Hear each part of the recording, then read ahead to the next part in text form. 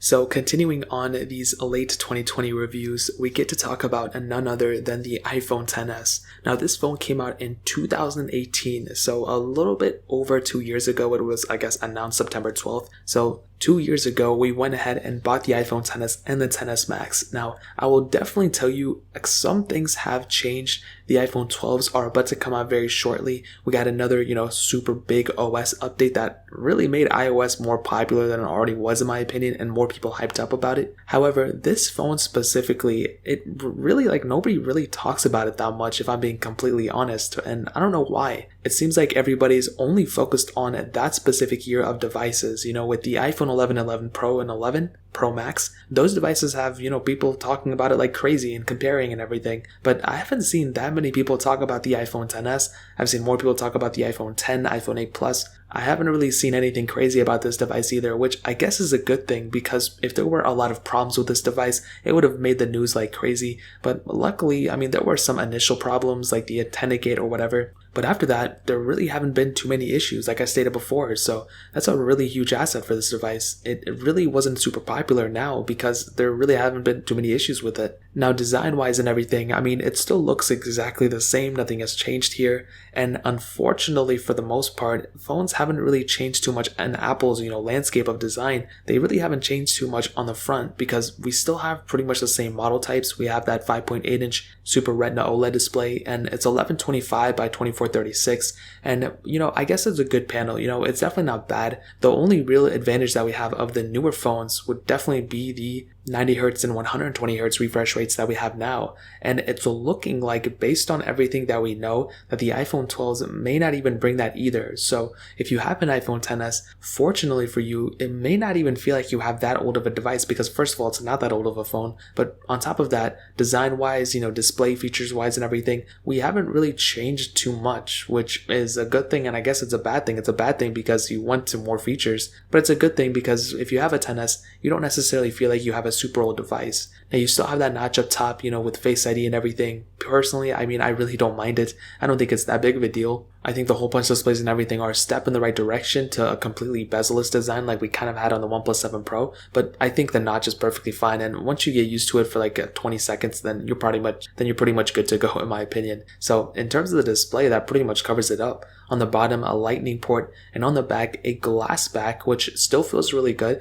And one thing I want to hit on, the price tag wise, this thing is selling for less than $600 pretty much everywhere. And if you want to pick one up, I'll leave one link down in the description below so you can get them from there and help support the channel at the same time. And the reason I bring up this price tag thing right now is because this phone doesn't feel like a cheap phone. It still feels like a $1,000 phone in a lot of cases, where, like I said, the $500 you can pick this thing up, less than $600 for sure. A lot of the phones that we're seeing now in this type of price range, which are the $699 and all this, they don't feel as good as the iPhone XS. The XS has a pure glass back. The Galaxy S20 FE has a plastic back on it, and on top of that, the Note 20 has a plastic back on it as well. And that's a very weird thing to do. How can a phone from 2018 and this specific device have this good of a feeling of premiumness and just have a glass back on it, where those phones that are releasing now can't even do that? It's very weird. I never understood it. It's the classic case of trying to save the most amount of money. I hope they don't continue doing it, but there's really nothing we can do about it. And on top of the glass back, you have a dual camera setup, which I've said time and time again, I think this camera setup is still really, really good. It's a dual 12 megapixel sensor. You have a 12 megapixel wide and then a 12 megapixel telephoto. And like I stated before, I've mentioned it a billion times throughout my channel, I think the XS, even the iPhone 10 camera, is very, very good for the most part. Really, anything you're going to do with it is going to be fine. And the only real advantages that we have on even the iPhone 11s or even the iPhone 12s that are rumored are just the additional ultra-wide sensor. We do have that telephoto lens, which is cool. It would have been nice if this had that ultra-wide sensor, but in terms of a quality standpoint, maybe the quality is a little bit better. I don't really see it. If I'm going day to day, this thing will be able to do pretty much everything I wanted to do realistically, as an iPhone 11 Pro could do. Now on the XS, we can do 4K at 60, which is really cool. And unfortunately, there's not really a lot of features built in unlike, on the Galaxy S20 series and the Note 20 and all those ones, we have a lot more features built into that camera than this one, which is a good thing. I mean, I want to see more features built into the camera. I don't want to just see the same things over and over again. So when you have something like an 11 Pro and the iPhone 12s and the 13s, there's going to have to be a lot more software features added, like a pro mode, pro video mode, pro photo mode, all those things. We don't have that on the XS. We don't have that on the 11 Pro. So it's just kind of like an Apple problem. They really need to start adding more features, because sooner than later, the quality of the photos is going to be one thing, but the features of the camera is going to be another thing. So if you pick up this camera, you're not going to feel like you have an outdated device because of the camera setup. So I guess that's a pretty big asset for it. And anytime you're going to shoot a photo or video on it, you're going to be perfectly fine. I don't see anybody really being super upset that their phones can't do an ultra-wide sensor. Most of the time I'm using a phone, I'm using the front camera anyway. And this thing has a 7 megapixel front-facing camera, and you can do 1080p videos at 60 frames per second, which is also really cool. And like I stated before, I really do like seeing those type of things. I wish it was 4K, but again, this came out at 2018. Is totally okay. And this front camera on this can do everything you throw at it too. If you're filming Instagram videos, Snapchats, TikTok videos, whatever, this is going to be a pretty good camera for the most part. If you're trying to get like cinema quality videos and stuff from this front camera, you're not going to get it. You're not going to get it on any phone right now, but I think for a majority of people out there, this camera setup is perfectly fine for sure. Now, software wise, this thing, like I stated before, is running iOS 14, and it actually runs iOS 14 pretty well. I don't really have too many issues with it. Of course, if you have like an older iPhone, it's probably going to not be the best software experience so far. It's still a little buggy. It's not going to be the most stable thing out there, so keep that in mind. But like I stated before, I think for a lot of the things out there, especially for a lot of the newer phones, iOS 14 has been a pretty good update. But I will tell you, if you're not on iOS 14 right now, maybe staying on iOS 13 or 13.7 or something may be the best way to go for now. I think things are going to change very soon. I think at some point we're going to be getting, super stable versions of iOS. I would say probably around iOS 14.1 or 14.2. We really don't know for sure, but I really hope sooner than later we start getting these next versions of updates. We've been on iOS 14.0.1 for like a couple weeks now, and they haven't updated it yet. So iOS 14, I think on the iPhone XS has been pretty good so far. I haven't had too many issues on these specific devices. Most of the issues that I've had were on the newer iPhones, so kind of keep that in mind going through. And performance really hasn't taken a hit either.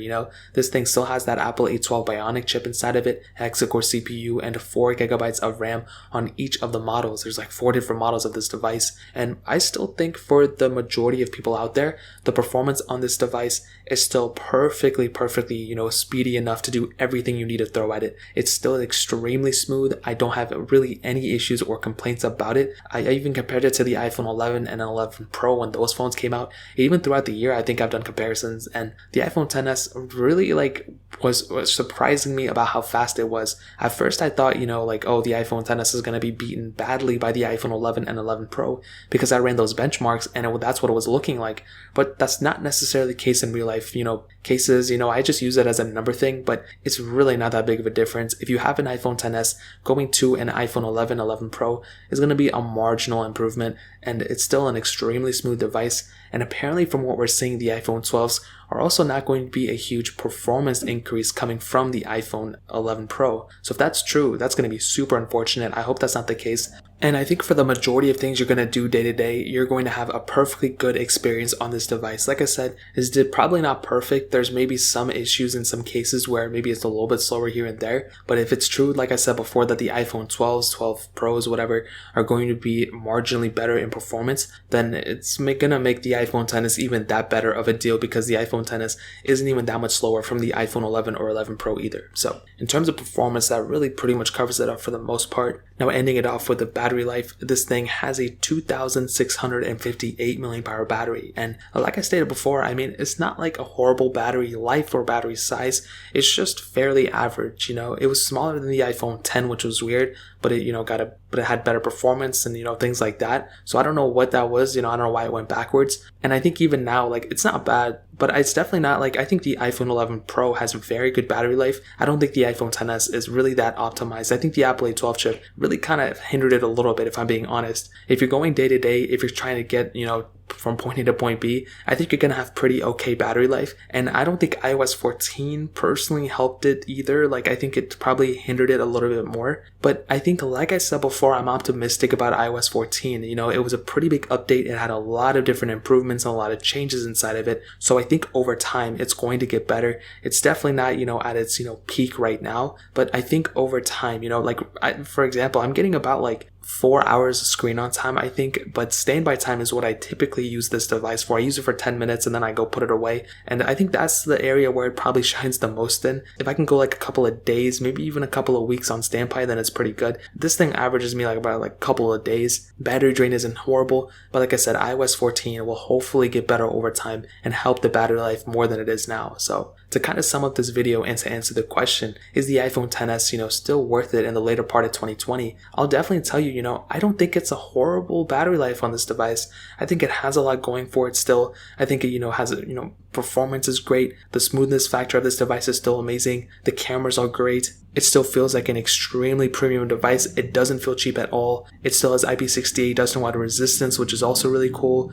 It's not even that big in size. You know, you have Force Touch, you have True Tone, you have software support for a very long time. You have the Apple ecosystem, and there's a lot of reasons to pick this device up. But like I said, it's definitely not perfect. Maybe it could have been a little bit better in the performance factor. I wish it did have, you know, better software in the camera department. I wish it did have, you know, better camera sensors, which is not even that bad.